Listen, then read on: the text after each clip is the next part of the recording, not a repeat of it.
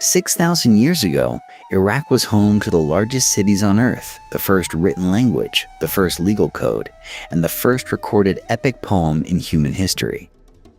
Every major civilization that followed, from the Persians to the Greeks to the Romans, either conquered Mesopotamia, copied it, or built on its foundations. For most of recorded history, the land between the Tigris and Euphrates was not a backwater. It was the center of the world. So how did the cradle of civilization become one of the most destabilized nations of the 21st century? That is the question at the heart of this documentary. Join us as we trace 6,000 years of conquest, invention, faith, and survival across the land the ancients simply called the land between the rivers. Between two rivers, civilization was born. The land that would one day become Iraq sits at the heart of one of the most remarkable geographic accidents in human history. Two great rivers, the Tigris and the Euphrates, descend from the mountains of modern Turkey and flow southward through a vast flat plain before emptying into the Persian Gulf. The ancient Greeks called this region Mesopotamia, meaning simply the land between the rivers. But that modest name hardly captures what this territory truly was, the cradle in which human civilization first drew breath. Around 10,000 BCE, the world was changing. The last great ice age was retreating, temperatures were rising, and the Fertile Crescent of the Middle East was transforming into a landscape of extraordinary abundance. The alluvial plains of Mesopotamia, enriched for millennia by river sediment, were among the most productive soils on Earth. Wild grasses grew thick along the riverbanks. Game was plentiful. And scattered communities of hunter-gatherers began to notice something profound. You could stay. This was the Neolithic Revolution, perhaps the single most consequential transformation in human history. Across the region, people began deliberately cultivating emmer wheat and barley, domesticating sheep, goats, and cattle. The wandering stopped. Permanent villages appeared. For the first time, humans were not simply finding food, but producing it. The southern plain of Mesopotamia presented unique challenges. Rainfall was scarce, sometimes brutally so. But the rivers themselves were relentless. Communities learned to channel that water, digging simple ditches and canals to carry the Euphrates and Tigris to fields that would otherwise bake dry under the fierce summer sun.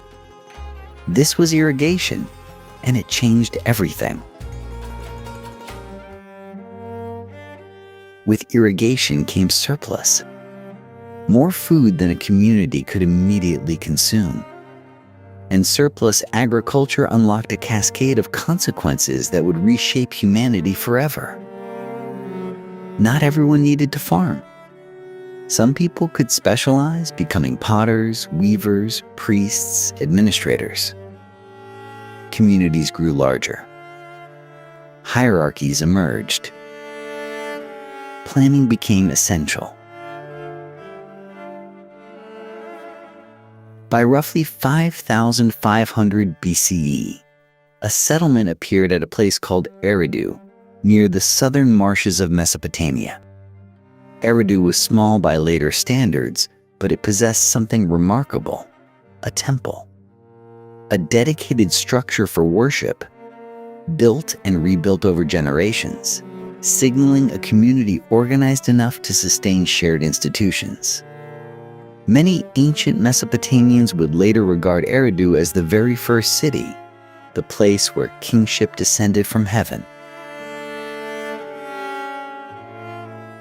They were not entirely wrong. Eridu and settlements like it were the seedlings from which something extraordinary would grow. The agricultural villages of Mesopotamia were quietly accumulating the raw materials of urban life: population, surplus, specialization, and shared belief. The rivers that flooded unpredictably each spring would soon be mastered by engineers. The surplus grain would soon require counting, and counting would soon require writing. The ancient world was holding its breath. The first cities were just around the corner. Something extraordinary was stirring in the southern marshes of Mesopotamia.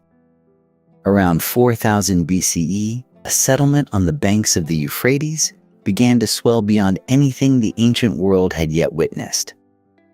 This was Uruk, and what happened there would echo through every civilization that followed. Within a few centuries, Uruk had grown into a city of perhaps 50,000 souls, the largest human settlement on Earth. Its white limestone temples gleamed in the desert sun. Its streets hummed with the noise of potters, metalworkers, merchants, and priests. Trade networks stretched hundreds of miles in every direction, carrying obsidian, timber, and lapis lazuli back to the city's hungry workshops. Uruk was not merely large. It was something genuinely new. A place where strangers lived together under shared institutions, shared gods, and shared rules.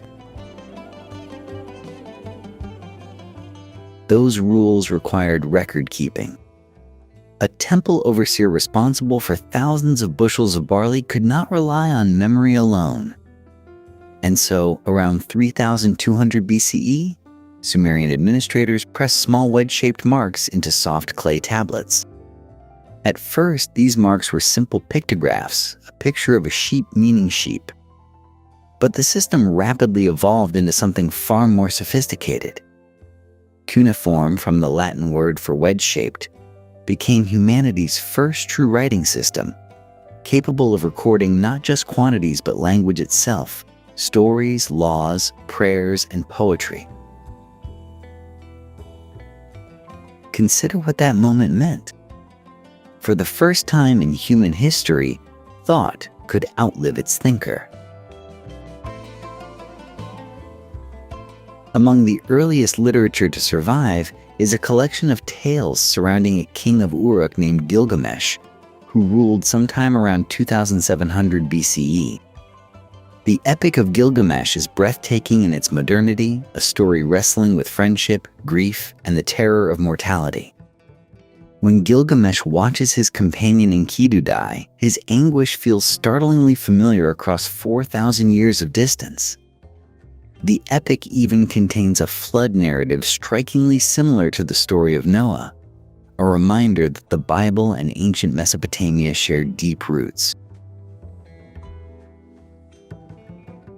Religion bound Sumerian society together from the ground up. Each city belonged to a particular deity. Ur was the city of the moon god Nana. Nippur, the great religious center of Sumer, was sacred to Enlil, lord of wind and storms.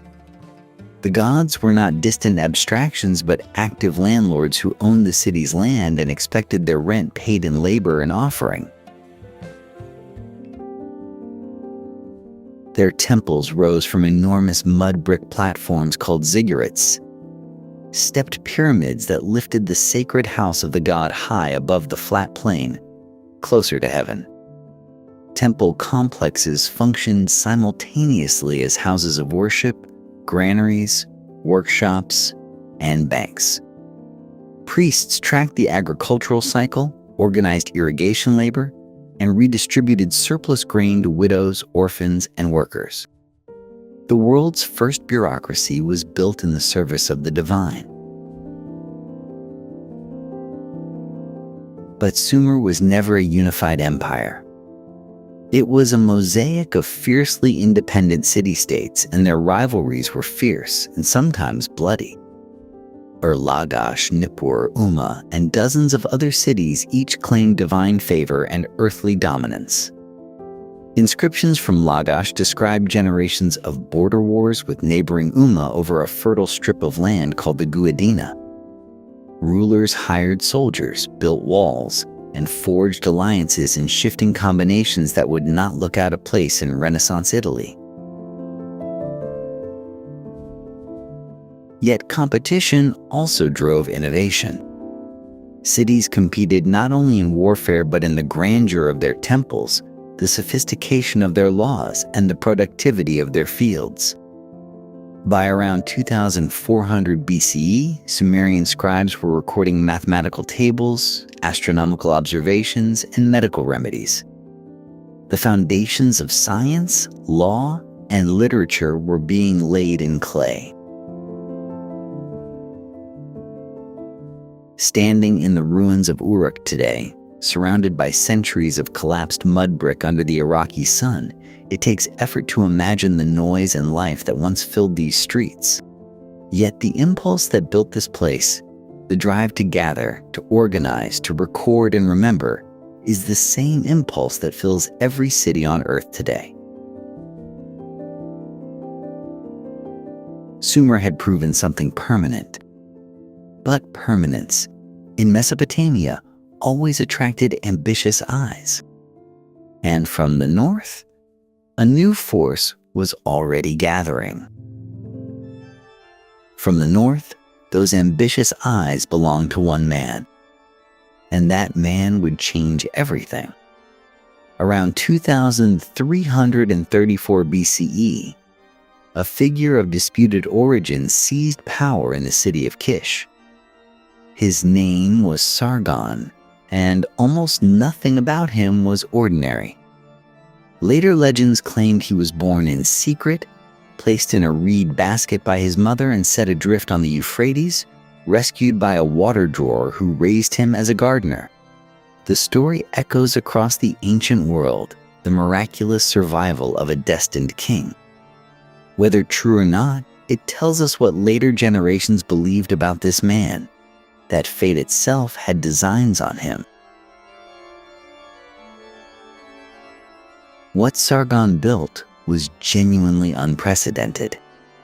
Marching his army south through the city-states of Sumer, he defeated king after king, stripping them of power while leaving their cities intact. He then pushed northeast and west, reaching the Mediterranean coast and the mountains of modern-day Iran and Turkey. For the first time in recorded history, a single ruler governed a continuous stretch of territory so vast it required something new to administer it. Sargon created a standing professional army, appointed loyal governors to replace local rulers, and established his capital at Akkad, a city whose precise location archaeologists have never found, swallowed somewhere beneath the alluvial plains of central Iraq.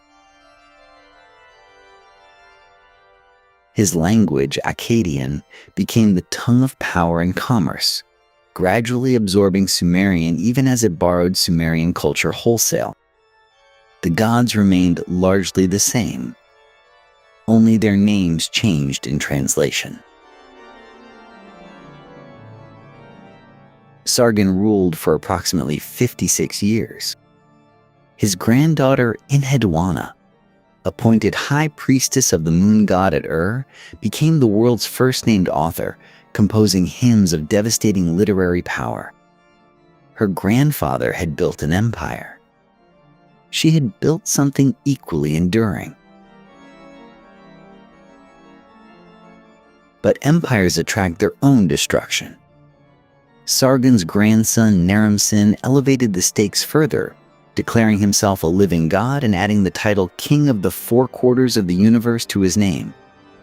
He was brilliant and brutal in equal measure, and his stele depicting his mountain victory over the Lalubi people remains one of the great masterworks of ancient art. Yet the empire he inherited was already straining.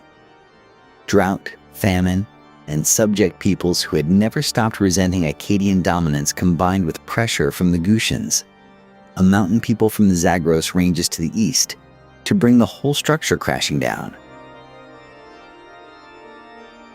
The Akkadian Empire collapsed around 2154 BCE.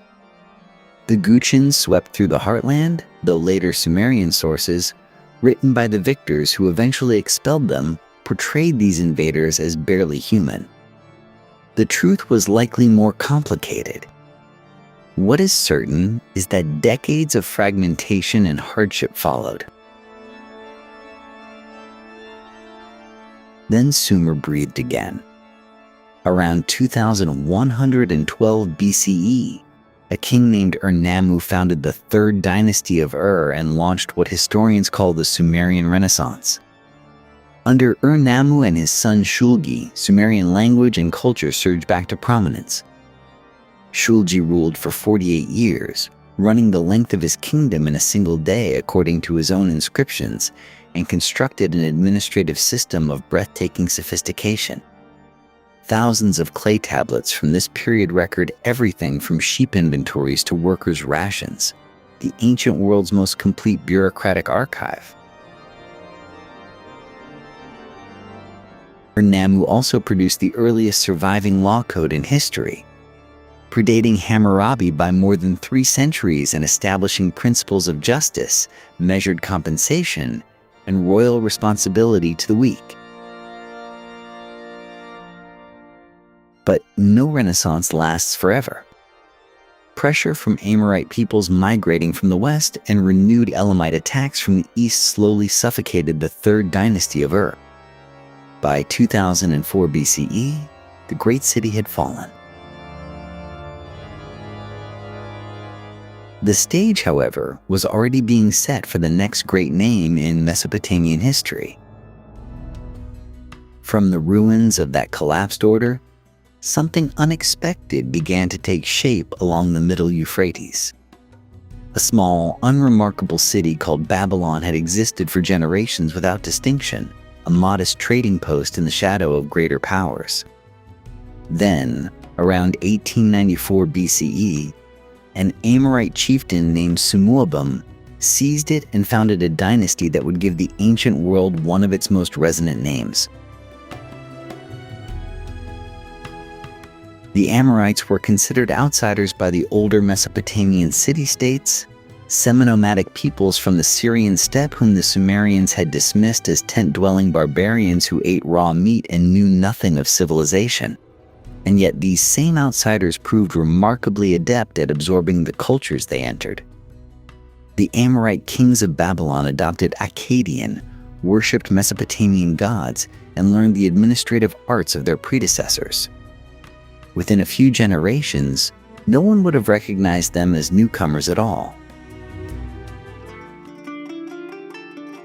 For roughly a century, Babylon remained one kingdom among many, jostling for position in a landscape crowded with rival powers. Larsa to the south, Eshnunna to the north, Mari along the Euphrates, Ashur in the upper reaches of the Tigris. These were the players on the board when a young king inherited the Babylonian throne around 1792 BCE. His name was Hammurabi, and he understood something the others did not, that patience was its own form of power. For the first 3 decades of his reign, Hammurabi played the game of alliances carefully, forming coalitions, honoring treaties long enough to neutralize one enemy before turning toward the next. Then, beginning around 1763 BCE, he moved decisively. Larsa fell. Eshnunna fell. Mari fell. Within a decade, Hammurabi had unified Mesopotamia under a single crown for the first time since the Akkadian Empire, commanding territory from the Persian Gulf to the upper Euphrates. But conquest was only part of his legacy. What secured Hammurabi's name across 4,000 years of history was a single monument of black diorite, roughly 2¼ meters tall, carved with nearly 300 laws, and discovered by French archaeologists at Susa in 1901. The Code of Hammurabi was not, strictly speaking, the first law code. And as the previous chapter made clear, Ur-Nammu had preceded him by centuries. What Hammurabi created was something more ambitious, a comprehensive, publicly displayed statement that the king governed by divine mandate specifically to protect the weak from the strong. The laws themselves reveal a society of considerable complexity. They regulate wages, property rights, medical malpractice, adoption, inheritance, and the conduct of merchants and tavern keepers. The punishments vary by social class, a feature modern readers find troubling, but the underlying principle, that power carried accountability, was genuinely radical. The famous eye for an eye formulation appears here, not as cruelty, but as proportionality, a limit on vengeance rather than a license for it. Under Hammurabi and his successors, Babylon also became a center of intellectual achievement. Babylonian astronomers tracked the movements of Venus with enough precision to predict its appearances years in advance. Their mathematicians worked with a base 60 number system whose influence still governs how we measure time and angles today. They calculated what we now call the Pythagorean theorem more than 1,000 years before Pythagoras was born. But the city Hammurabi built proved more fragile than the ideas it generated. His successors faced mounting pressures from peoples on every border. The kingdom contracted. Trade routes frayed. And then around 1595 BCE, a catastrophe arrived from the north with shocking swiftness. The Hittites, an Anatolian power whose rise belongs to another story, swept down through Syria and struck Babylon with devastating force. They sacked the city, stripped its temples, and then, as suddenly as they had come, they withdrew. They were not interested in occupation. What they left behind was a vacuum, a wounded city, a displaced dynasty, and centuries of instability waiting to fill the silence.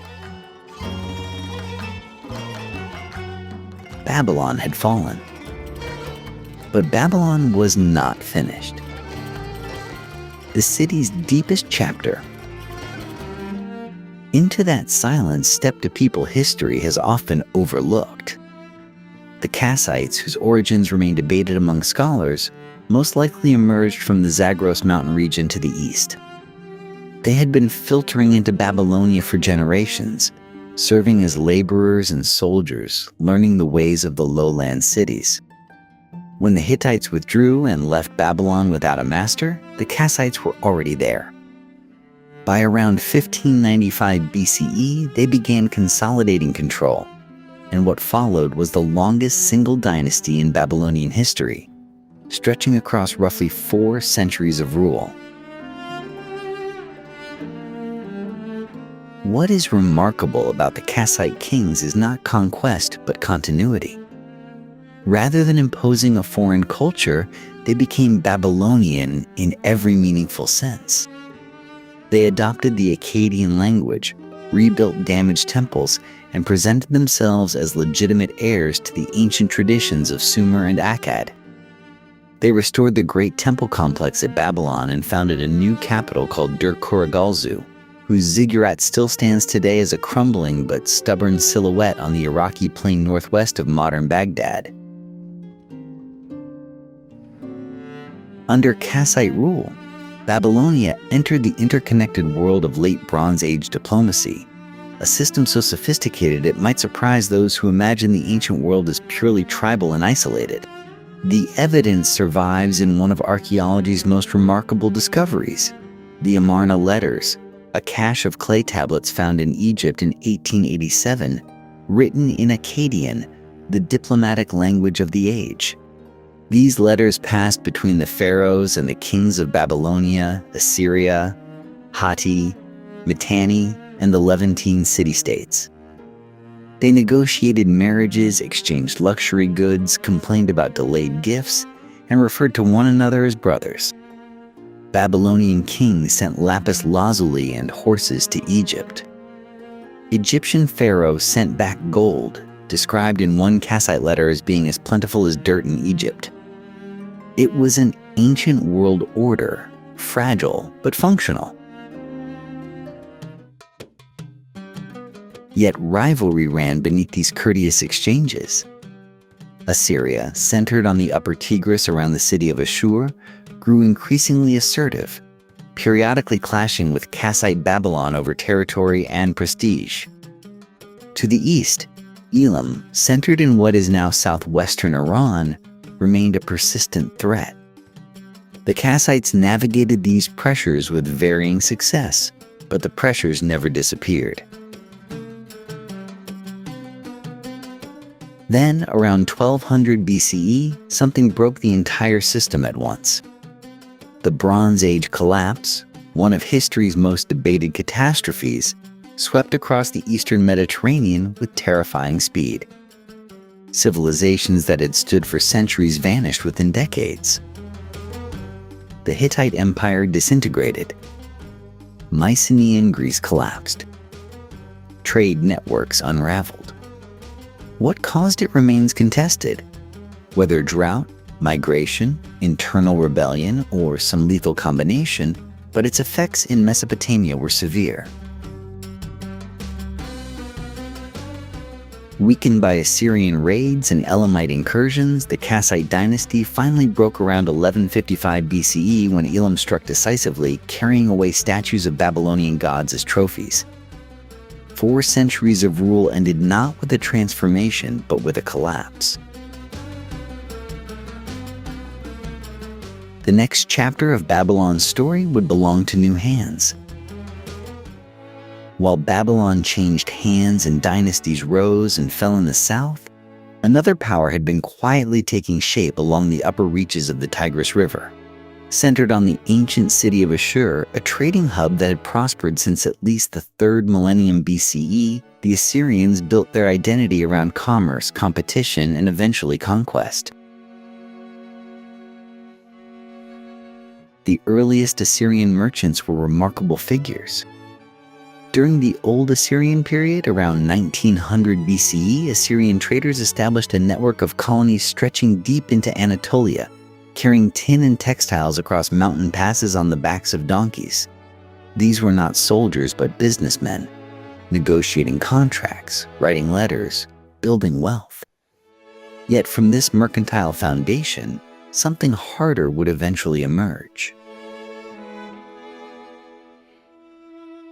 Through the Middle Assyrian period, the Assyrians began flexing genuine military ambition, raiding neighbors, absorbing territory, and competing directly with the Mitanni and Kassite kingdoms for regional dominance. Kings like Adad-nirari I and Tukulti-Ninurta I extended Assyrian reach dramatically, with Tukulti-Ninurta even sacking Babylon around 1200 BCE. A moment of shocking audacity that ancient scribes recorded with outrage. But it was after the Bronze Age collapse that Assyria's true transformation occurred. While other civilizations stumbled in the darkness of that catastrophe, Assyria survived and rebuilt. By the 9th century BCE, something genuinely new was emerging on the banks of the Tigris. In 883 BCE, a king named Ashurnasirpal II ascended the throne, and the ancient world would never quite recover from the fact. Ashurnasirpal represented a new kind of ruler, one who understood terror as a tool of governance. His military campaigns ranged from the Zagros Mountains to the Mediterranean coast, and he made absolutely certain that everyone knew what happened to those who resisted. His own inscriptions describe punishments with a clinical detail designed to freeze enemies with fear before his armies even arrived. But Ashurnasirpal was far more than a brutal conqueror. He was an architect of empire. He made the critical decision to abandon the old capital of Ashur and construct an entirely new city, Nimrud, known in ancient texts as Kalhu, situated roughly 20 miles south along the Tigris. Built with the labor of conquered peoples and the wealth of foreign tribute, Nimrud featured massive temples, a towering ziggurat, and a royal palace decorated with elaborately carved stone reliefs depicting hunting scenes and military victories. Thousands of officials, soldiers, and craftsmen were gathered to populate it. At its inauguration banquet, ancient records claim that nearly 70,000 guests feasted for 10 days. The Assyrian military machine that made all of this possible was genuinely innovative. Assyrian armies were among the first to deploy iron weapons on a large scale, giving their soldiers a critical edge over bronze-equipped opponents. They developed siege warfare into a systematic discipline, using battering rams, siege towers, and earthen ramps to reduce fortified cities that might previously have held out indefinitely. Cavalry units, operating as mobile strike forces, added speed and shock to their campaigns. The army was not a seasonal militia, but a professional force. Equally important was what happened after the fighting stopped. Assyrian kings pioneered large-scale deportation policies, relocating conquered populations across the empire to break local loyalties, mix cultures, and direct skilled labor where it was needed most. Entire communities were uprooted and resettled hundreds of miles from their homelands. It was a brutal innovation in imperial management, and it worked. The empire Ashurnasirpal built would continue expanding under his successors, pressing outward in every direction until Assyria touched almost everything the ancient Near East contained. The question was never whether this empire would keep growing. The question was how long anything could sustain such relentless ambition. By the middle of the 8th century BCE, Assyria stood at a crossroads. The empire had grown vast through raw military aggression, but vast empires require more than fear to function. They require systems. They require administration. And in 745 BCE, a king named Tiglath-Pileser III seized the throne and provided exactly that. His reforms were nothing short of revolutionary. He dismantled the old system of semi-independent governors whose loyalty was always suspect, replacing them with appointed administrators who reported directly to the crown. He restructured the army, creating a permanent standing force drawn from conquered peoples as well as Assyrians, reducing dependence on unreliable local levies. He standardized taxation, organized provinces with military precision, and built a communication network of roads and relay stations that allowed royal orders to travel hundreds of miles within days. For the first time, an empire of this scale could actually be governed, not merely conquered. His successors inherited this machine and pushed it further. Sargon II, who came to power in 722 BCE, delivered one of the ancient world's most consequential blows when his army surrounded the kingdom of Israel and brought it to its knees. The northern Israelite tribes were deported, scattered across the Assyrian Empire in the very policy pioneered by earlier kings, vanishing from history so completely that they became the stuff of legend. The fall of Sumeria was not simply a military victory. It was an advertisement. It told every neighboring kingdom precisely what awaited resistance. Sargon's son Sennacherib took the throne in 705 BCE and demonstrated that not even Babylon was sacred. When the ancient city repeatedly rebelled against Assyrian control, Sennacherib made a decision that shocked the ancient world. In 689 BCE, he sacked Babylon utterly, flooding its streets, demolishing its temples, and scattering the sacred soil of Marduk's city into the river. It was a profound act of desecration, one that even many Assyrians found troubling. His western campaigns brought him to the gates of Jerusalem, where the Hebrew king Hezekiah reportedly paid enormous tribute to avoid the same fate. Whether Jerusalem was truly spared by diplomacy, plague, or divine intervention, the biblical and Assyrian accounts of that siege remain among the most debated episodes in ancient history. Yet the empire was not only destruction. Under Ashurbanipal, who ruled from 668 to approximately 631 BCE, Assyria produced something of enduring beauty. At the capital Nineveh, Ashurbanipal assembled the ancient world's first systematically organized library. Tens of thousands of clay tablets gathered from temples and scribal schools across Mesopotamia. The Epic of Gilgamesh, creation myths, medical texts, astronomical observations, omens, rituals, all of it was copied, cataloged, and preserved in royal archives. Ashurbanipal understood that controlling knowledge meant controlling identity. That library, rediscovered by archaeologists in the 19th century CE, gave modern scholars their first window into the full depth of Mesopotamian civilization. The empire at its height stretched from Egypt to western Iran, from the mountains of Anatolia to the shores of the Persian Gulf. Its road network tied together dozens of peoples, languages, and traditions under a single administrative canopy. Merchants, diplomats, and military units moved along routes that would influence later Persian and even Roman infrastructure. But the very scale that made Assyria extraordinary also made it fragile. Overextension, internal rebellion, and enemies gathering at every border were pressures that no administrative genius could hold at bay forever. The Colossus was beginning to crack, and from the east and south, new powers were preparing to deliver the final blows.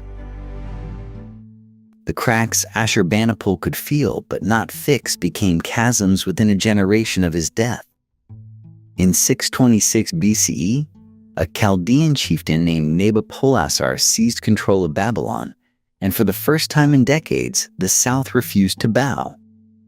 This was not another provincial rebellion to be crushed and forgotten.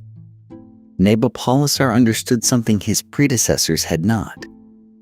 Assyria could not be defeated alone. He reached northward, forging an alliance with the Medes, a powerful Iranian people pressing down from the Zagros Mountains under their king Cyaxares. The partnership was sealed, according to later accounts, with a royal marriage. Two enemies of Assyria, approaching from opposite directions, now moved in concert. The empire that had scattered nations and sacked Babylon now found itself surrounded. The siege of Nineveh began in 612 BCE. The Great Walled City, home to Ashurbanipal's library and the administrative heart of the known world's mightiest empire, fell after roughly 3 months. Its walls were breached, its palaces burned, its population scattered. The last Assyrian king, Sin-shar-ishkun, likely died in the flames. A successor fought on for several more years from the city of Haran, but the cause was hopeless. By 609 BCE, Assyria as a political entity had ceased to exist. The civilization that had built roads connecting continents and cataloged human knowledge on clay tablets was gone, buried under centuries of wind and sand. Into that vacuum stepped Babylon. Nabopolassar's son, Nebuchadnezzar II, took the throne in 605 BCE and proceeded to construct the last great native Mesopotamian empire. His military reach was extraordinary. He drove Egyptian forces from the Levant at the Battle of Carchemish, brought Syria and Canaan under Babylonian control, and in 586 BCE delivered a blow that would echo across 3,000 years of religious memory. Jerusalem, which had defied Babylonian authority, was besieged and destroyed. Solomon's temple was burned to the ground. The population of Judah was deported to Babylon in what became known as the Babylonian captivity, an event so formative for Jewish identity that its reverberations shaped scripture, theology, and culture into the present day. But Nebuchadnezzar was not only a conqueror. He was a builder of staggering ambition. Under his reign, Babylon became arguably the greatest city on earth. The Ishtar Gate, its surface covered in brilliant blue glazed tiles and striding lions, bulls, and dragons, stood as a statement of divine power made tangible in ceramic and fired brick. The processional way leading to it stretched nearly a kilometer, lined with walls so vivid they seemed almost alive. Ancient sources describe hanging gardens of impossible beauty, terraced greenery rising above the flat Mesopotamian plain, built, some accounts claim, to comfort a wife who missed the green mountains of her homeland. Whether those gardens truly existed remains debated, but the city itself required no embellishment to astonish. Yet greatness, once achieved, is difficult to sustain. After Nebuchadnezzar's death in 562 BCE, Babylon cycled through a series of weak or unstable rulers. The last significant king, Nabonidus, perplexed his own people by neglecting Marduk's festivals and retreating to the desert oasis of Tama for years at a time, leaving his son Belshazzar to govern in his absence. The priesthood grew resentful. The population grew uncertain. The empire that had humbled Jerusalem and adorned the world's most beautiful gate was hollowing from within. To the east, a new force was rising, one that would absorb Babylon not by burning it, but by simply walking through its gates. The age of native Mesopotamian empire was nearly over, and the world was about to meet the Persians. On the 12th of October, 539 BCE, the armies of Cyrus the Great entered Babylon without a battle. No walls were breached. No temples burned. The city that had humbled Jerusalem surrendered, and the man who had already conquered the Medes, the Lydians, and much of the known world walked into the greatest metropolis on earth as a liberator rather than a conqueror. It was a masterpiece of political theater. Cyrus issued a proclamation, preserved on what we now call the Cyrus Cylinder, declaring that the god Marduk himself had chosen him to restore order to a city neglected by its own king. He freed the peoples Babylon had deported, including the Jewish exiles, and permitted them to return to their homelands. For the Babylonians, little appeared to change at first. The temples kept their rituals. The merchants kept their ledgers. But something irreversible had occurred. For the first time in recorded Mesopotamian history, the land between the rivers was governed by outsiders who had no intention of becoming Babylonian. Under Achaemenid Persian rule, Mesopotamia became a wealthy province, one of the most productive in an empire stretching from Egypt to the borders of India. Babylon remained a magnificent administrative center, its infrastructure maintained, its trade networks intact. Persian kings styled themselves successors to Babylonian tradition, at least in public. But power now radiated from Persepolis and Susa, not from the banks of the Euphrates. The region was a tributary, not a heartland. Then came Alexander. In 331 BCE, at the Battle of Gaugamela fought on the plains of what is now northern Iraq, Alexander III of Macedon shattered the Persian army of Darius III. Babylon opened its gates days later, greeting the young conqueror with flowers and celebration. Alexander, fascinated by the city's ancient grandeur, announced plans to restore the great ziggurat of Marduk, which had fallen into disrepair. He envisioned Babylon as the capital of his New World Empire, the meeting point of East and West. He never saw those plans completed. In June of 323 BCE, Alexander died in the palace of Nebuchadnezzar in Babylon, aged just 32. The cause remains debated. Fever, perhaps complicated by his many wounds, perhaps by excessive drinking. The greatest conqueror the ancient world had known died in the very city he had meant to make immortal. His empire fractured immediately. After years of brutal warfare among his generals, Mesopotamia passed to Seleucus, who founded the Seleucid Empire and made a fateful decision. He built a new capital called Seleucia on the Tigris, just 40 kilometers from Babylon, designed as a Greek city from its foundations. Greek settlers arrived. Greek became the language of administration and culture. The old Babylonian priestly class found itself increasingly marginalized. The change was gradual but relentless. Cuneiform, the writing system that had recorded everything from epic poetry to grain shipments for 3,000 years, slowly lost its practitioners.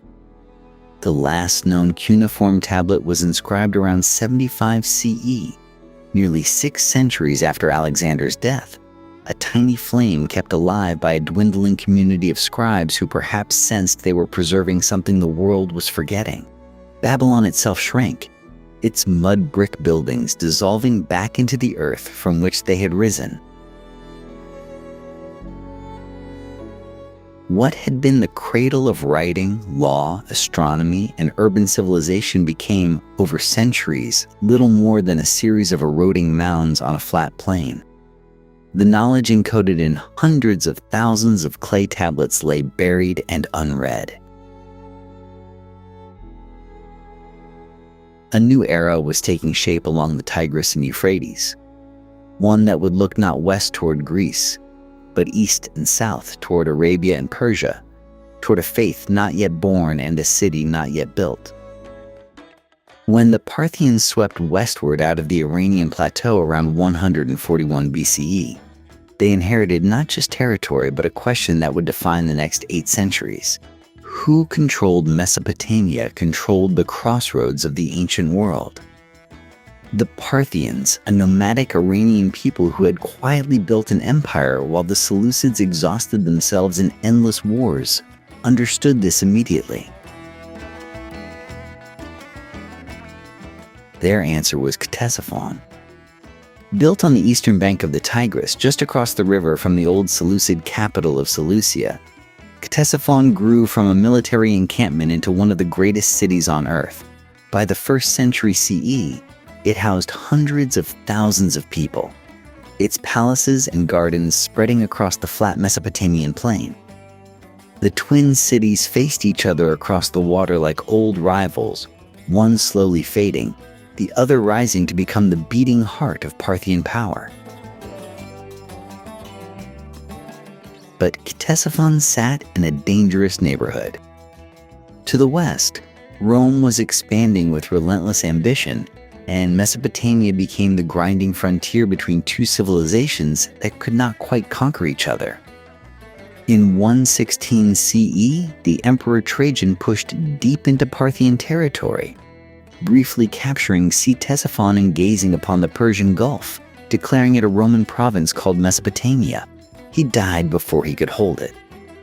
His successor Hadrian abandoned the conquests almost immediately, recognizing what so many commanders before and after would learn: taking Mesopotamia was easier than keeping it. Septimius Severus sacked Ctesiphon in 198 CE. The Emperor Julian died on the retreat from another campaign there in 363 CE. Rome could wound Parthia repeatedly but never deliver the killing blow. The Euphrates remained, in practice, the rough boundary between worlds. Then, in 224 CE, the Parthians were swept away not by Rome but by one of their own vassals. Ardashir I, ruler of the Persian province of Fars, overthrew the last Parthian king and founded the Sassanid Empire. The new dynasty ruled with a sharper ideological edge than their predecessors. Where the Parthians had been relatively tolerant of diverse religions, the Sassanids elevated Zoroastrianism to a state religion, building fire temples across Mesopotamia and empowering a priestly class that shaped law, calendar, and royal legitimacy alike. Yet for all their ideological fervor, the Sassanids were supremely practical administrators. They recognized what every ruler of Mesopotamia had known since the days of Sargon. The land between the rivers was extraordinarily productive. Sassanid engineers expanded and maintained the ancient irrigation networks, turning the region into the empire's undisputed economic heartland. The revenues flowing from Mesopotamian agriculture funded armies, palaces, and the perpetual wars against Rome and later Byzantium. Ctesiphon grew grander still, its great arched hall, the Tak Khasra, rising to become one of the largest brick vaults ever constructed in the ancient world. For 4 centuries, the Sassanids held this fertile inheritance. But beyond the southern desert, something unprecedented was stirring. The desert had always been a barrier. Mesopotamia's rulers, from the kings of Akkad to the Sassanid Shahanshah, had looked south toward the Arabian Peninsula and seen little worth worrying about. A vast, scorched wilderness of scattered tribes and rival clans, its people fierce but fractured, its resources sparse. It had never produced an empire. Until the year 632 CE. When the Prophet Muhammad died in that year, he left behind something no Arabian leader had ever created. A unified community bound not by tribe or blood, but by faith. Islam had swept across the peninsula in barely a decade, and the momentum it generated did not stop at the desert's edge. Under the first caliphs, the Rashidun, Arab armies moved outward with remarkable speed, carrying a new religion and a hunger for the fertile lands that lay just beyond the horizon. Iraq was close. It was rich. And the Sassanid Empire, after generations of exhausting war with Byzantium, was fracturing from within. The decisive moment came in 636 CE, at a place called Qadisiyah, on the edge of the Mesopotamian plain near the Euphrates. The Arab forces, commanded by the general Sa'd ibn Abi Waqqas, faced a Sassanid army that held every traditional military advantage. War elephants, heavy cavalry, veteran infantry. The battle lasted, by some accounts, 4 days. The Arab fighters were disciplined, motivated, and fighting against an empire already hollowed out by political instability and plague. When the Sassanid commander Rustam fell in the fighting, his army collapsed. The road to Ctesiphon lay open. Within months, the great capital fell without a final stand. The last Sassanid emperor, Yazdegerd III, fled eastward, pursued for years before his eventual death in 651 CE. The Tak Khasra, the soaring vaulted palace that had embodied Sassanid power for centuries, now stood in Arab hands. The conquerors reportedly stood at the treasury doors and wept, not from sorrow, but from sheer astonishment at the wealth before them. The new masters of Mesopotamia made practical decisions quickly. Rather than occupying existing Persian cities wholesale, Arab commanders founded new garrison towns, called Amzar, designed to keep the conquering army settled, organized, and separate while a new order took hold. Kufa rose near Qadisiyah in 638 CE. Basra appeared at the head of the Persian Gulf around the same time. These were not merely military camps. Within a generation, they had grown into thriving cities, centers of Islamic learning, commerce, and governance.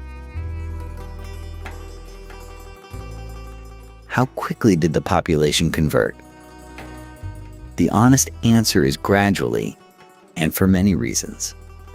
Some came to Islam through genuine conviction.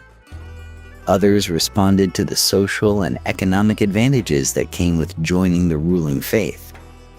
Zoroastrian fire temples gave way to mosques. Aramaic and Middle Persian, the languages of daily life slowly yielded to Arabic over generations. The ancient irrigation networks continued to flow because whoever ruled Mesopotamia needed them. But the names, the prayers, the calendar, and the entire framework of meaning that organized daily existence were transforming.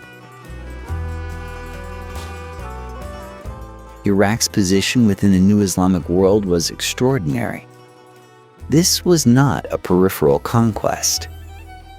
Mesopotamia became central. The revenues of the region funded the caliphate. Kufa in particular emerged as a hub where the newest and most passionate debates about Islamic law, theology, and governance were conducted in the open air of crowded markets and mosque courtyards.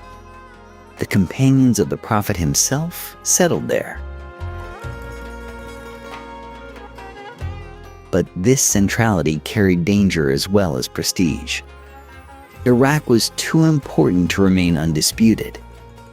Questions about who rightfully led the Muslim community were building beneath the surface, questions about lineage, authority, and the very soul of the new civilization. The Rashidun Caliphate, for all its stunning military success, was already pulling at the seams. Those tensions would soon shatter the unity of the Islamic world in a fracture felt to this very day, and Iraq would stand at its violent center. The seams tore in Kufa. Ali ibn Abi Talib had been everything his supporters believed a caliph should be. The cousin and son-in-law of the Prophet Muhammad himself, among the earliest converts to Islam, a man of deep piety and unquestioned personal courage. When he finally took the caliphate in 656 CE, after the assassination of his predecessor Uthman, many believed the leadership of the Muslim community had finally returned to its rightful bloodline. The family of the Prophet. The Al-Bayt. It was not to be. Almost immediately, Ali faced opposition from Muawiyah ibn Abi Sufyan, the powerful governor of Syria and a member of the Umayyad clan. Muawiyah refused to acknowledge Ali's authority, demanding justice for Uthman's murder before offering any loyalty. Civil war followed. The conflict produced no decisive resolution, only a grinding arbitration that satisfied no one and damaged Ali's standing among his own supporters. Then, in January of 661 CE, as Ali entered the great mosque of Kufa for morning prayers, an assassin's blade found him. He died within days. The caliphate passed to Muawiyah, who moved the seat of Islamic power westward to Damascus. Iraq, and with it the family of the Prophet, had been displaced. For those who had followed Ali, this was not merely a political defeat. It was a theological catastrophe. They believed, with absolute conviction, that leadership of the Muslim community belonged to the Prophet's descendants by divine right. They called themselves the Shi'at Ali, the partisans of Ali. History would know them simply as Shia. For nearly 20 years, grief and resentment simmered beneath the surface. Then Muawiyah died in 680 CE, and the question of succession exploded again. Muawiyah had arranged for his own son, Yazid, to inherit the caliphate, a dynastic move that horrified many Muslims across the empire. In Kufa, letters poured out to Hussein ibn Ali, the son of Ali and the grandson of the Prophet himself. "Come to us," they pleaded. "Lead us. We will rise with you." Hussein made his choice. In the autumn of 680 CE, he left Mecca with a small company of family members and loyal companions, fewer than 100 fighters in total, and began the journey toward Kufa. What he found on the plain of Karbala, in what is now central Iraq, was not salvation but betrayal. The Kufans, under pressure from the Umayyad governor, had abandoned him. Surrounded by an Umayyad force estimated in the thousands, Hussein refused to surrender or pledge allegiance to Yazid. On the 10th day of the month of Muharram, a day that would become forever known as Ashura, the forces of the Caliphate closed in. Hussein fought until he could fight no more. He died on that plain, his body left in the dust, his head taken to Damascus as a trophy. The scale of the physical defeat was small. The scale of its spiritual impact was incalculable. Karbala became the founding wound of an entire civilization of faith. The martyrdom of Hussein gave Shia Islam its defining theology, one built around sacrifice, suffering, and the struggle of the righteous against unjust power. Every year, on Ashura, millions of Shia Muslims around the world still mourn Hussein's death with a grief that is entirely undiminished by the passage of 14 centuries. In Karbala itself, and in the nearby city of Najaf, where Ali is believed to be buried, shrines rose over generations into some of the holiest sites in the Islamic world. Pilgrims arrive today by the millions, weeping across the same Iraqi earth where the tragedy unfolded. The theological fault line carved at Karbala never healed. Sunni and Shia interpretations of legitimacy, authority, and the very meaning of Islamic leadership diverged from that October afternoon forward. Iraq, where Ali ruled and was murdered, where Hussein died and was mourned. The wound of Karbala never fully closed. But history, indifferent to grief, moves forward. And from the east, a revolution was gathering. By the 700s, the Umayyad Caliphate had grown bloated and brittle. Its rulers, based in distant Damascus, had increasingly favored Arab Muslims over converts from Persia, Central Asia, and elsewhere, a policy that generated deep resentment across the empire's eastern provinces. The Abbasids, descendants of Al-Abbas ibn Abd al-Muttalib, the Prophet Muhammad's own uncle, channeled that resentment into a revolutionary movement that promised equality, piety, and a restored Islamic order. Their propaganda spread in whispers through Khorasan, in what is now northeastern Iran and Central Asia, finding ready audiences among the aggrieved and the ambitious alike. In 750 CE, the revolution succeeded. The last Umayyad Caliph, Marwan II, was defeated and killed. The Abbasids seized the Caliphate, and the center of gravity of the Islamic world shifted decisively eastward, back toward the ancient heartlands of Mesopotamia. The new rulers needed a new capital to match their ambitions. The man who would build it was the second Abbasid Caliph, Abu Ja'far al-Mansur. Methodical, calculating, and possessed of a vision that bordered on the grandiose, al-Mansur spent years personally surveying potential sites along the Tigris River.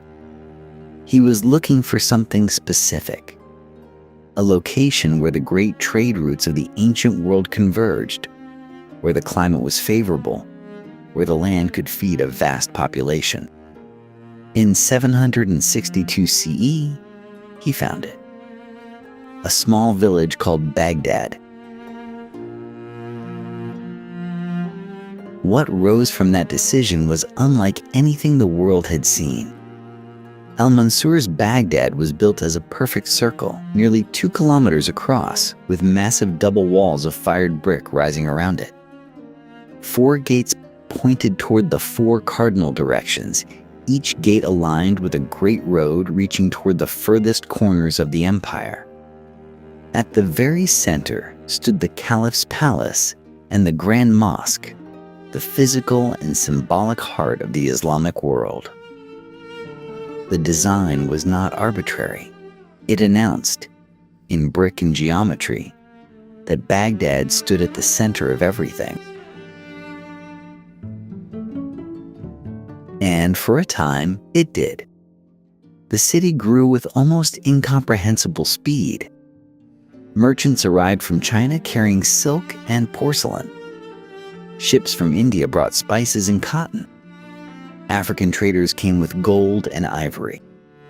Byzantine goods flowed in from the west. Within a generation, Baghdad had become the largest city on earth, home to perhaps 800,000 people by some estimates. A roaring, fragrant, overcrowded metropolis of scholars, soldiers, merchants, and beggars speaking dozens of languages across its packed streets. The Abbasid state that governed this empire was itself a marvel of administrative complexity.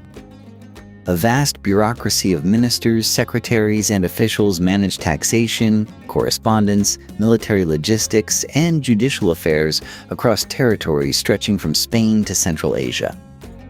The Persian administrative tradition, refined over centuries under the Sassanids, blended with Arab Islamic governance to produce something genuinely new.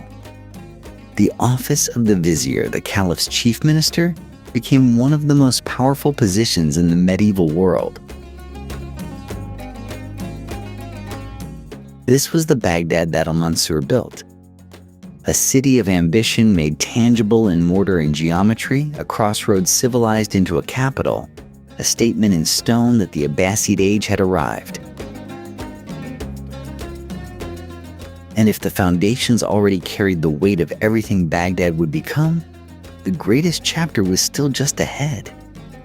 The caliphs who would follow al-Mansur would transform this round city into the glittering center of a golden age that the world would remember for centuries to come. What does it mean for a city to become the mind of the world? In the late 800s, Baghdad came as close as any place in history to earning that description. When Harun al-Rashid ascended to the Caliphate in 786 CE, he inherited a city already bursting with wealth and possibility. His reign would become the stuff of legend, quite literally. The stories of the 1001 Nights, those shimmering tales of magic lamps and hidden treasures and clever heroines, drew directly from the atmosphere of his court. Harun was brilliant, generous, and terrifyingly mercurial, a ruler who could shower a poet with gold one evening and order an execution the next morning. His court at Baghdad shone with a glamour that reached the ears of foreign kings. Charlemagne, ruling his Frankish empire far to the west, exchanged ambassadors and gifts with him, including, by some accounts, a magnificent elephant named Abul Abbas. Two rulers at opposite ends of the known world, recognizing each other across the distance. But the deeper revolution was intellectual, and it belonged as much to Harun's son and successor, Al-Ma'mun, who came to power in 813 CE. Al-Ma'mun founded and expanded what became the most extraordinary institution of the medieval world, Beit al-Hikmah, the House of Wisdom. It was not merely a library, though its shelves held tens of thousands of manuscripts. It was a living institution, staffed by translators, mathematicians, astronomers, philosophers, and physicians working in deliberate, organized collaboration.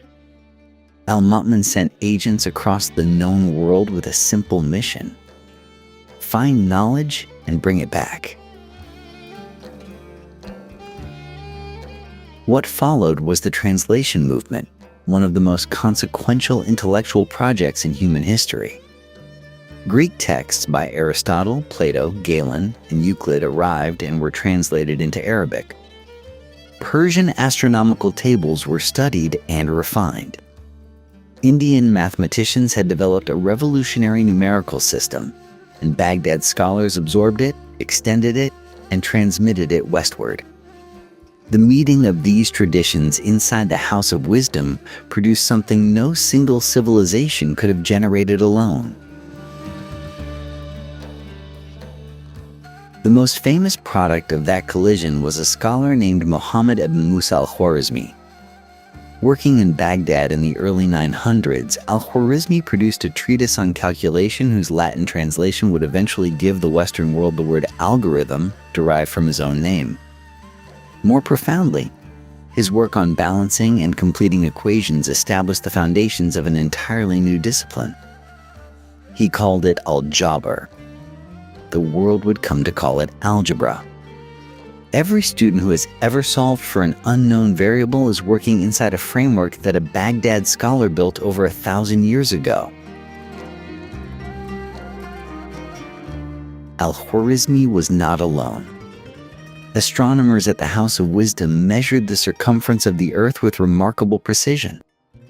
Physicians built on Greek and Persian medical knowledge to produce clinical observations that would shape medicine for centuries. Philosophers wrestled with how Greek reason could coexist with Islamic faith, a debate that echoed through the medieval world in every direction. The cultural exchange was the point. Baghdad under al-Ma'mun was not simply preserving ancient knowledge. It was synthesizing it, arguing with it, improving upon it. The city's scholars knew they stood at a crossroads of civilizations and treated that position as an obligation and an opportunity in equal measure.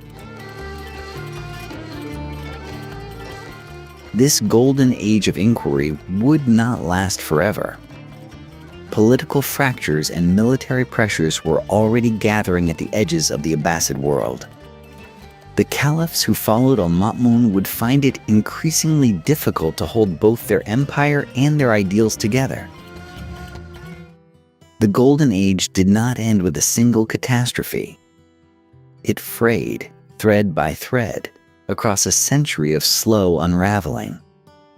By the mid-800s, the caliphs who sat in Samarra, a new capital north of Baghdad built by al-Mutasim in 836 CE, had become prisoners of the very army meant to protect them.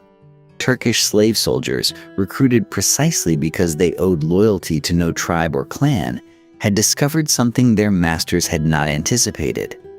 Loyalty could be bought, and so could power. Between 847 and 861 CE, 4 caliphs were deposed or murdered by their own Turkish commanders. The period historians call the anarchy at Samarra reduced the title of commander of the faithful to something closer to a hostage's certificate. The caliphate survived, but it was fundamentally changed. Real authority had migrated into military hands, and no caliph who followed would ever fully reclaim it. Then, in 945 CE, came a development that struck at the symbolic heart of Abbasid legitimacy. A dynasty of Persian origin called the Buyids, Shia Muslims from the mountains south of the Caspian Sea, marched into Baghdad and simply took control. The Abbasid Caliph remained on his throne, his name still spoken in Friday prayers across the Islamic world. But the Buyids held every lever of actual governance. A Sunni figurehead kept in place by Shia rulers because his symbolic authority remained politically useful. It was a strange, tense arrangement, and it lasted over 100 years. Baghdad's cosmopolitan life continued under Buyid patronage. Scholars wrote and poets composed, and the city remained a place of genuine intellectual vitality. But the economic foundations were quietly rotting. The great irrigation networks of the Tigris and Euphrates valleys, the same canals that had fed cities since Sumerian times, required constant maintenance and centralized investment. Political fragmentation meant neither existed reliably. Canals silted up. Fields that had produced grain for millennia returned to salt marsh. The tax revenues that had once funded the caliphate's ambitions shrank accordingly. A civilization that had been rich enough to purchase the knowledge of the entire ancient world was slowly losing its agricultural base. the next blow came from the east.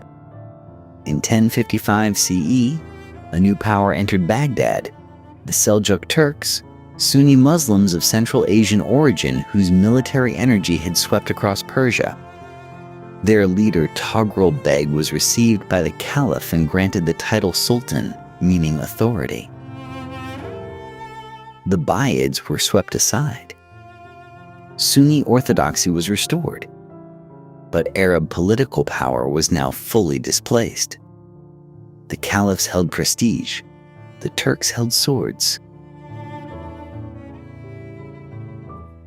For 2 more centuries, Baghdad endured as a symbolic capital, its past glories still capable of inspiring poets and scholars. But the world around it was shifting in ways no symbolic authority could arrest. Far to the east, on the steppes of Central Asia, a force was gathering that would end the story of the Abbasid Caliphate with absolute finality. What gathered on those eastern steppes was unlike anything the Islamic world had faced before. The Mongol Empire, forged by Genghis Khan in the early 1200s, had already reshaped the known world from China to the edges of Eastern Europe. By the time his grandsons inherited the project of conquest, the empire operated with the terrifying efficiency of a machine built from generations of warfare. Cities that submitted were spared. Cities that resisted were erased. The pattern was consistent enough to be a policy. Hulagu Khan, another of Genghis's grandsons, received orders from the Great Khan Monkey in 1253 to pacify the Islamic West. He assembled a force historians estimate at somewhere between 120,000 and 150,000 warriors, supported by Chinese siege engineers who had helped crack the fortified cities of the East. This was not a raiding party. It was a civilizational instrument. The Abbasid Caliph at the time was Al-Mustasim, a man history has treated with little sympathy. Warned repeatedly of the advancing storm, he delayed, negotiated, and ultimately miscalculated. He believed Baghdad's walls were sufficient. He believed that destroying the seat of the Islamic Caliphate would provoke a Muslim uprising so vast that even the Mongols would recoil. He was wrong on both counts. Hulagu's forces reached Baghdad in January of 1258. The siege lasted less than 2 weeks. On February 10th, the city's defenses collapsed. Al-Mustasim surrendered, hoping for mercy. He received none. Wrapped in, fell to avoid the spilling of royal blood on the ground, a Mongol taboo. He was executed shortly after. The last Abbasid Caliph died in his own city, surrounded by the ruins of everything his dynasty had built. What followed was systematic annihilation. Mongol soldiers moved through Baghdad's streets for approximately 40 days. The estimates of those killed range widely, from 200,000 to as many as 800,000 people. The precision is impossible to verify, but the scale is not in serious dispute. Entire quarters of the city were emptied of the living. The Tigris River, eyewitnesses recorded, ran black with ink from the manuscripts thrown into it, then red with blood. The House of Wisdom and Baghdad's vast library collections, repositories of Greek philosophy, Persian astronomy, Arabic mathematics, and centuries of accumulated scholarship were destroyed. Books that existed nowhere else in the world were lost in days. Whether this was deliberate cultural destruction or simply the chaos of slaughter is a question historians debate. The result was identical either way. The ecological damage proved as lasting as the human catastrophe. The irrigation infrastructure that Mesopotamia had maintained since the Bronze Age, already weakened by centuries of neglect, was now deliberately disrupted. Mongol forces broke dikes and abandoned canal maintenance. Fields that recovered temporarily from conquest could not recover from the destruction of the water systems that fed them. The population of Iraq would not return to pre-1258 levels for nearly 700 years. An institution that had shaped Islamic civilization for 5 centuries simply ceased to exist. The Caliph was dead. The capital was rubble. The libraries were ash. Later historians and Arab writers searched for language adequate to the event. Most concluded that none existed. The fall of Baghdad in 1258 marked not merely the end of a dynasty, but the end of an entire world. The cosmopolitan, intellectually ambitious civilization that had made the city the center of human learning for nearly 500 years. What would rise from that rubble, and under whose rule, would be an altogether different kind of Iraq? The conquerors did not leave. That was the first surprise. Hulagu Khan established himself as ruler of a new Mongol state, the Ilkhanate, stretching from Persia through Iraq and into Anatolia. For decades, Iraq existed under governors who worshipped the sky gods of the steppe, tolerated Christianity, and regarded Islam with indifference at best and suspicion at worst. A land that had been the heart of the Muslim world now answered to men who knelt before no minaret. Then something unexpected happened. The Mongols converted. Slowly, unevenly, across the late 1300s, the Ilkhanid rulers and their courts drifted toward Islam. Ghazan Khan, who took power in 1295, made the conversion formal and public. Mosques were repaired. The familiar rhythms of Islamic life crept back. Yet Iraq remained a diminished thing, a provincial corner of an empire centered in Persia. Baghdad, once the city of 1 million souls, limped along with a fraction of its former population. The Ilkhanate collapsed in 1335, fracturing into competing successor states. Into that vacuum stepped the Jalarids, a Mongol-descended dynasty that attempted, with modest success, to resurrect Baghdad as a cultural center. Poets gathered again.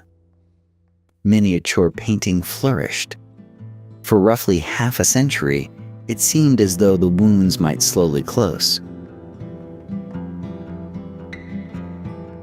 They did not close. In the last years of the 1300s, a new force descended from Central Asia. Timur, known to Europeans as Tamerlane, was a Turkic conqueror who wrapped his campaigns in the language of Islamic righteousness while practicing destruction that rivaled anything the Mongols had managed. He did not build an empire so much as he broke others, leaving towers of skulls as architectural statements. He came to Baghdad in 1393. Then he came back in 1401. The second visit was definitive. The city was sacked with extraordinary violence. Estimates suggest tens of thousands killed. What Hulagu had not finished, Timur seemed intent on completing. The Jalarid rulers fled.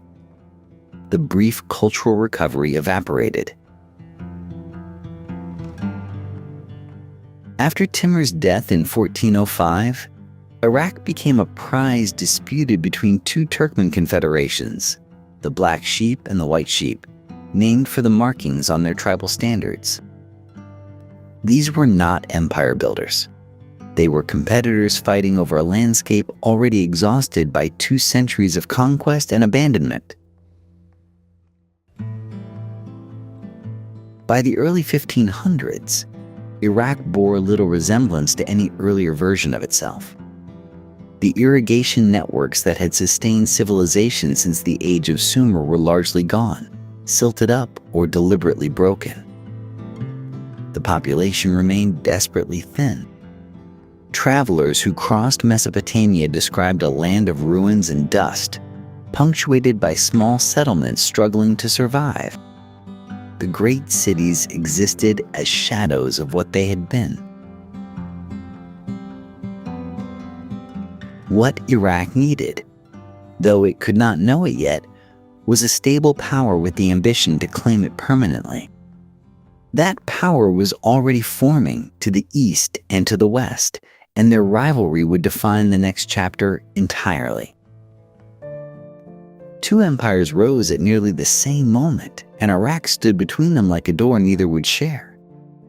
In 1508, a young and fervent ruler named Ismail I swept out of Persia at the head of the Safavid dynasty and seized Baghdad.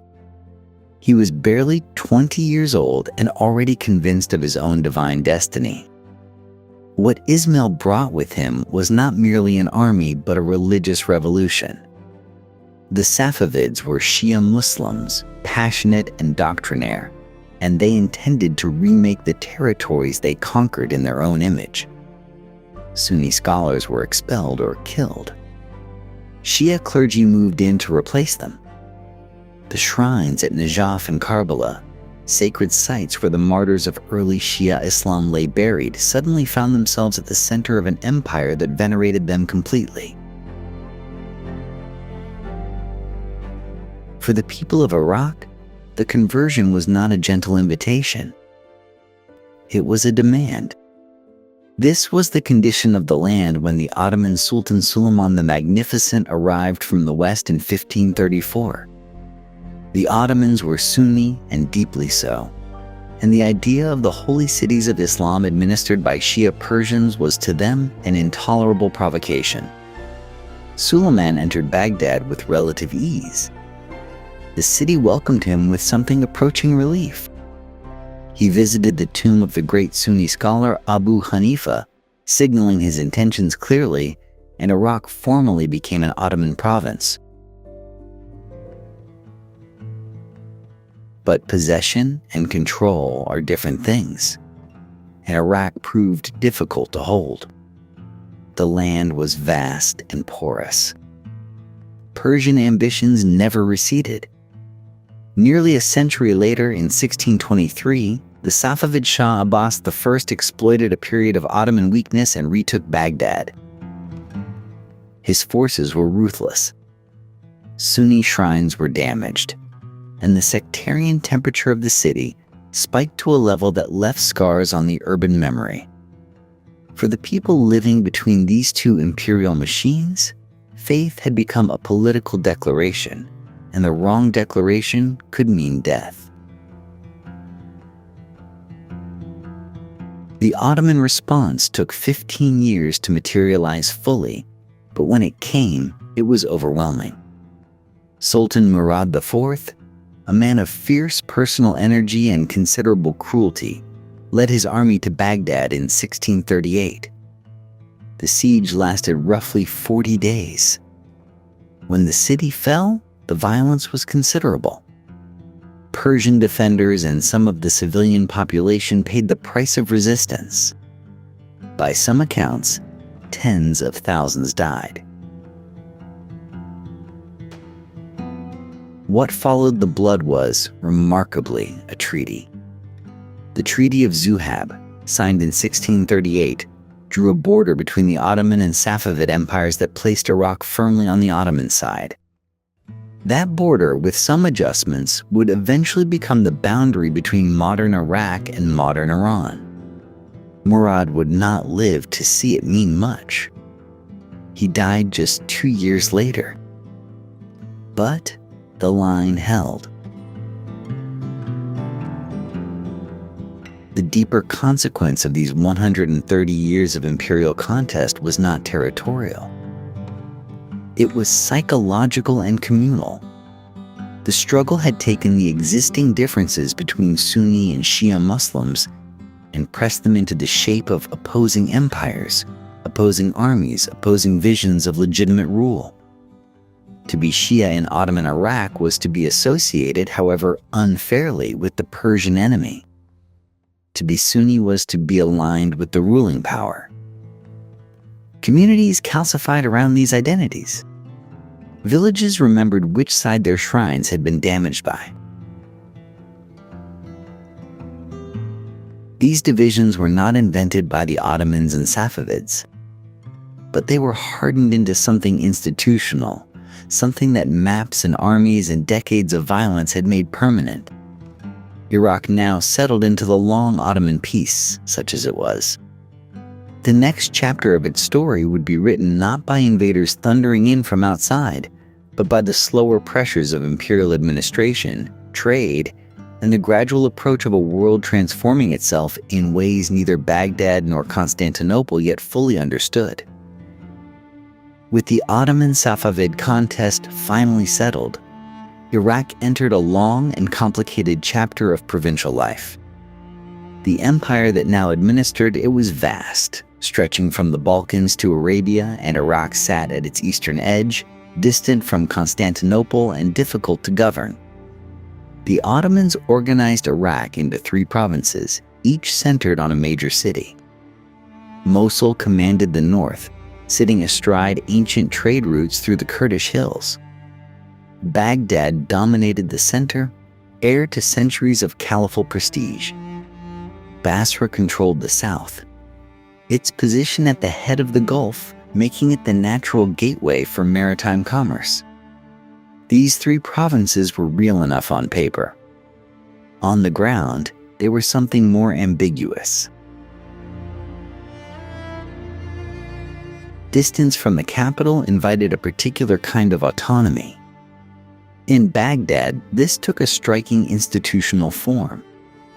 Beginning in 1704, a succession of Mamluk pashas, slave soldiers of Georgian origin who had risen through Ottoman military ranks, effectively governed the province as a hereditary dynasty in all but name. For over a century, men like Hassan Pasha and his successors ran Baghdad's affairs, maintained their own armies, collected their own revenues, and conducted their own diplomacy with tribal confederations that the empire in Constantinople could barely name. It was Ottoman Iraq in theory. In practice, it was something more local, more personal, and more precarious. The tribes were the great fact of provincial life. Arab confederations along the Euphrates and Tigris, Kurdish clans in the mountain borderlands, marsh communities in the deep south, all of these groups negotiated with governors rather than obeying them.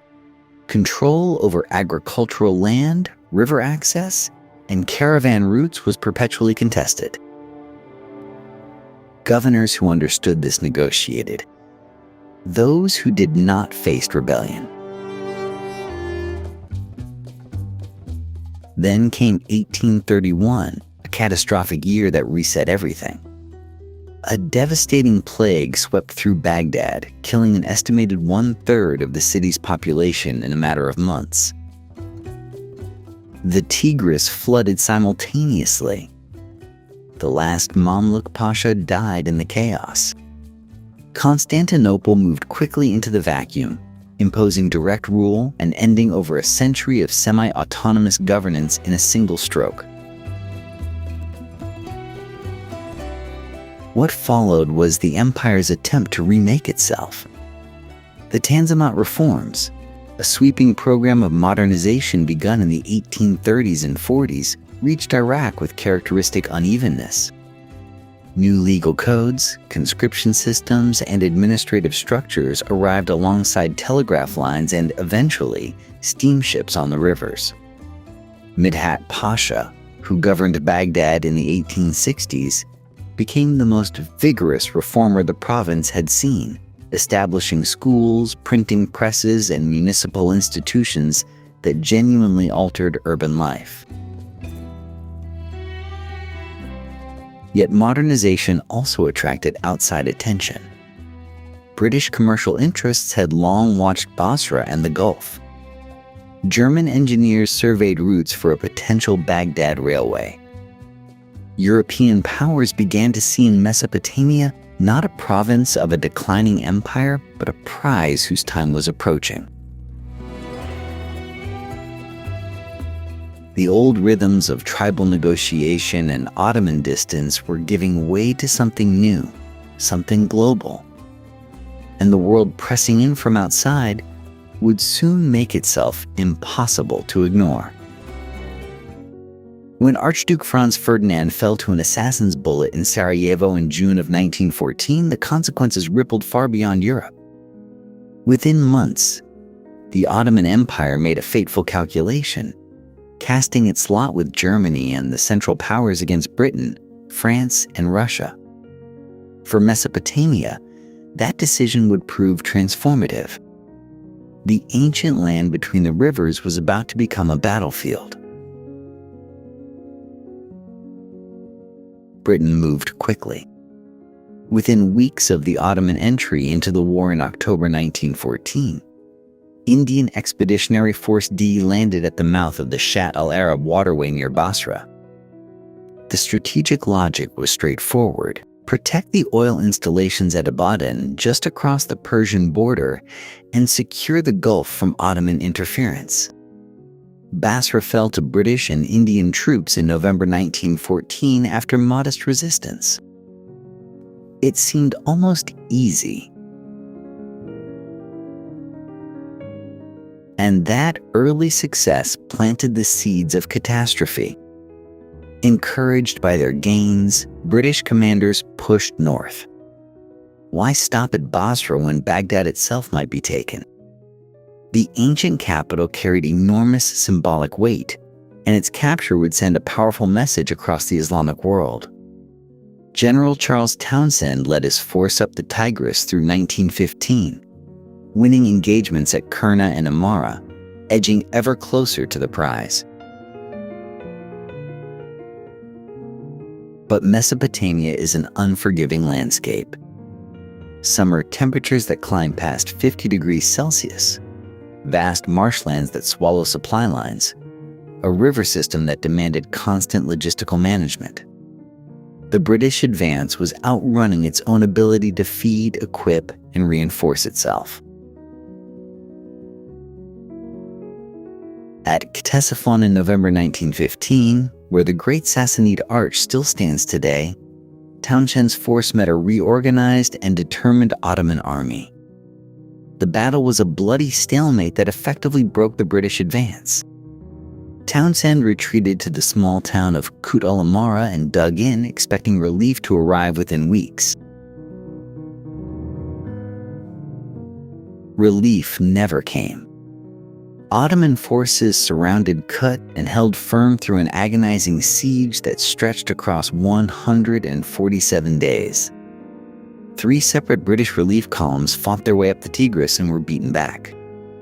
Inside Kut, horses were slaughtered for food, rations dwindled to almost nothing, and disease spread through the cramped garrison. In April 1916, Townshend surrendered his entire force of approximately 13,000 men. It was one of the most humiliating defeats in British military history. London reorganized, reinforced, and returned. Under new commanders who understood the terrain and took logistics seriously, a methodical advance began again in late 1916. By March of 1917, British and Indian troops entered Baghdad. The city that had once been the jewel of the Abbasid Caliphate now flew a different flag.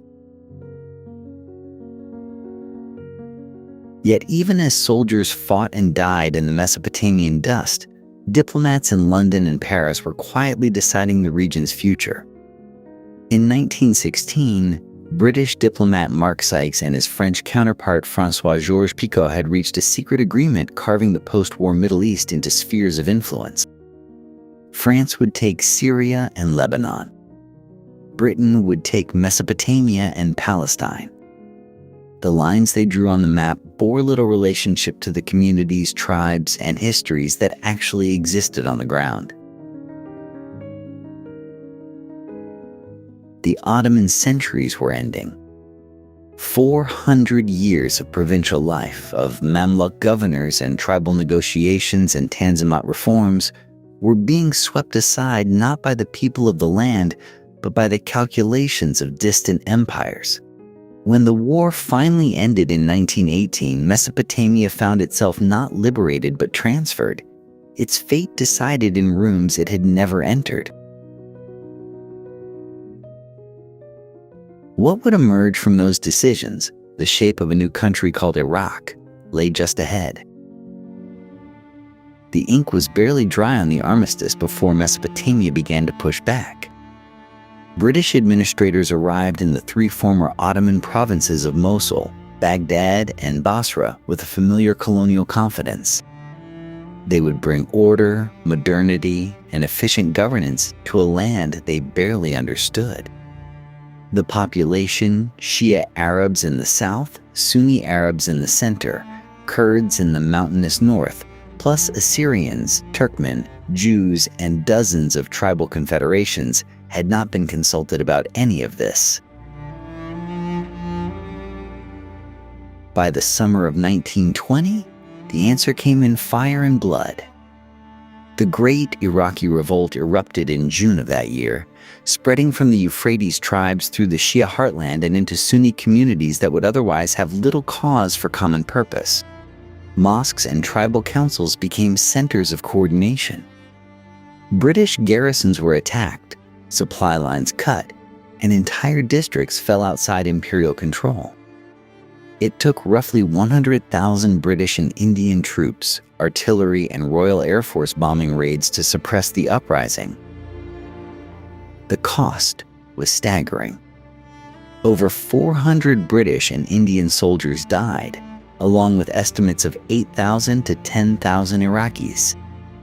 The financial toll ran to £40 million, an enormous sum that shocked a Britain already exhausted and indebted from the Great War. The revolt sent a clear message to London. Direct rule was too expensive. A different approach was needed. Enter Winston Churchill. As colonial secretary, Churchill convened the Cairo Conference in March of 1921, gathering British officials, military commanders, and regional experts, including the famous T.E. Lawrence and the formidable Gertrude Bell, under the Egyptian sun. Over 2 weeks, they essentially invented a country. Their solution was elegant and cynical in equal measure. They would install a king to provide a local face on British power, and they had a candidate ready. Faisal bin Hussein, a Hashemite prince who had briefly ruled Syria before being ejected by the French, was offered the Iraqi throne. A carefully managed referendum produced an implausible 96% approval. On August the 23rd, 1921, Faisal was crowned king of Iraq in Baghdad, a man born in the Hejaz, raised in Istanbul and Cairo, and now placed atop a country that had not existed 1 year before. The borders drawn around this new Iraq were the product of imperial convenience rather than human geography. Kurds in the north had been promised autonomy under the Treaty of Sèvres in 1920, a promise that evaporated entirely when British strategic interests, particularly the oil-rich region around Mosul, required keeping them inside Iraqi borders. Shia Muslims constituted the majority of the population, yet found themselves largely excluded from the Sunni-dominated administration the British preferred to work with. Beneath all of this lay oil. The British had long suspected the ground of northern Iraq contained enormous reserves, and they were right. The Iraq Petroleum Company, formalized through a concession in 1925, brought together British, French, American, and Dutch interests to extract and profit from those riches. The famous Red Line Agreement of 1928 divided future concessions across the entire former Ottoman territory among the same consortium. Iraqi sovereignty over Iraqi oil remained largely theoretical. Formal British mandate control ended in 1932, when Iraq was admitted to the League of Nations as a nominally independent state. Faisal himself expressed private doubts, writing that Iraq was not yet a nation but a collection of communities that had not yet learned to live together. He understood what the diplomats in Cairo had perhaps not fully considered. The borders they had drawn and the divisions they had embedded within them would not simply disappear when the British flag came down. Faisal's private doubts proved prophetic. He died in 1933, just 1 year after independence, and the fragile equilibrium he had carefully maintained died with him. The first crisis came almost immediately. That same year, Assyrian Christian communities in the north, having sought British protection and been refused, clashed with Iraqi army units near the Syrian border. What followed was a massacre. Iraqi soldiers and Kurdish irregulars killed hundreds, possibly over 3,000 Assyrians, in a series of attacks on villages throughout the Mosul region. The new Iraqi government celebrated the army's commander as a national hero. The international community issued expressions of concern and did nothing more. The message embedded in that silence would echo through the decades ahead. The army had learned something dangerous. It had power, and it was willing to use it. What followed were years of bewildering instability. Between 1936 and 1941 alone, Iraq experienced 7 military coups. Generals replaced prime ministers, factions formed and dissolved, and the young King Ghazi, Faisal's son, proved far less adept at managing the competing pressures surrounding him. He died in a car accident in 1939 under circumstances that many Iraqis found suspicious. The Second World War sharpened every existing tension. In the spring of 1941, a nationalist officer named Rashid Ali al-Gailani seized power in Baghdad, backed by a group of pan-Arab generals known as the Golden Square. Rashid Ali sought an alignment with Nazi Germany, calculating that a British defeat might finally free Iraq from imperial influence. Churchill responded by ordering a military intervention. British forces advanced from Transjordan and from the Persian Gulf simultaneously. Within a month, the coup had collapsed, Rashid Ali had fled, and the British had reinstalled a government friendly to their interests. The monarchy stumbled forward. But each crisis left deeper cracks. By the 1950s, Arab nationalism was surging across the entire region. Egypt's Gamal Abdel Nasser became the movement's electric voice, and his message that Arabs must control their own destinies and their own resources resonated powerfully in Baghdad's coffeehouses and military barracks. The Hashemite monarchy, its legitimacy tied to Britain, seemed to many Iraqis like a relic of the colonial arrangement they increasingly despised. On the 14th of July, 1958, Brigadier Abdel Karim Qasim moved. Army units surrounded the royal palace in the early morning hours. King Faisal II, just 23 years old, was shot in the courtyard. The body of Prime Minister Nouri al-Sayed was dragged through the streets of Baghdad. The monarchy was finished. Yet revolution delivered no stability. Qasim governed an Iraq torn between communists, pan-Arab nationalists, and Kurdish rebels seeking autonomy in the north. He was overthrown and executed in 1963 by a Ba'athist coup. Then the Ba'athists themselves were pushed aside, then returned. By the 18th of July 1968, the Ba'ath Party seized power again, this time intending to keep it. Waiting in the wings was a young operative named Saddam Hussein. The Ba'ath Party's second seizure of power in 1968 was different from everything that had come before. This time, there would be no stumbling, no internal fractures, no rivals left standing. Ahmad Hassan al-Bakr held the presidency, but the real architect of what followed was Saddam Hussein, a man who had spent years studying how power was taken and, more importantly, how it was kept. Through the early 1970s, Saddam systematically dismantled every competing center of authority.